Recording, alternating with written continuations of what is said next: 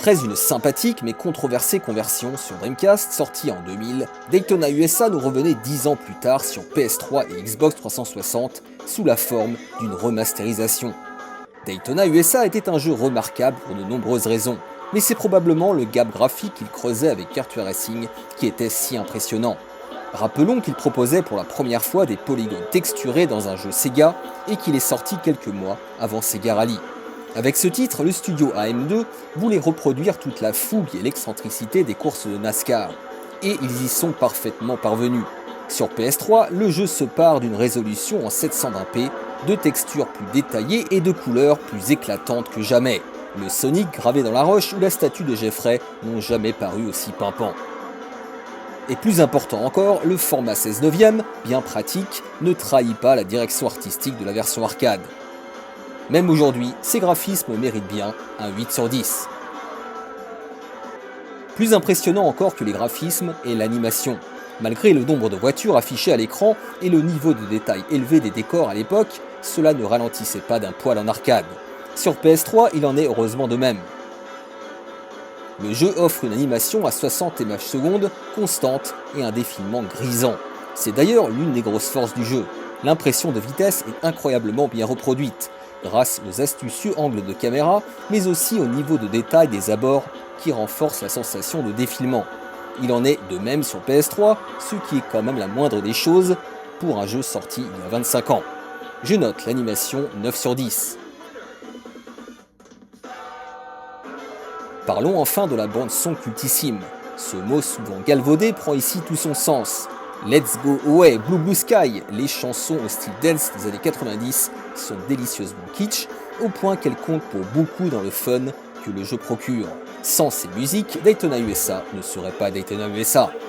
Le bruit du moteur et les crissements de pneus les accompagnent efficacement.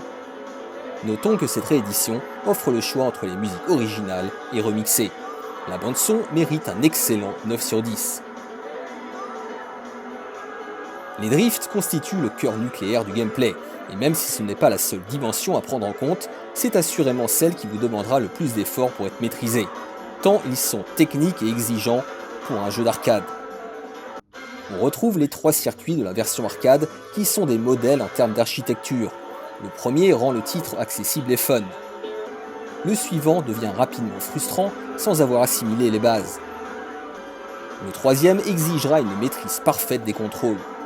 Chacun d'entre eux constitue quasiment des jeux distincts, tellement leur philosophie, le feeling qui s'en dégage, les compétences qu'ils réclament sont uniques.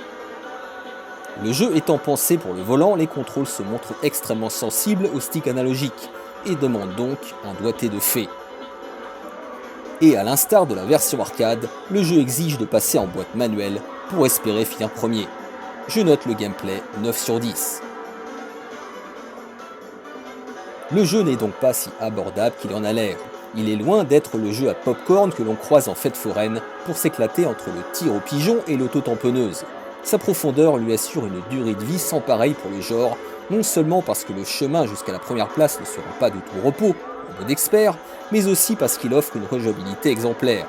Sur PS3, il propose en outre de sympathiques modes supplémentaires.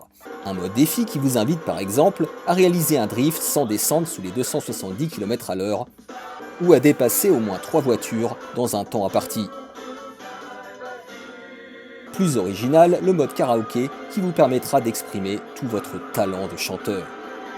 I wanna fly sky high, and let's go together. I wanna fly sky high, and let's go together.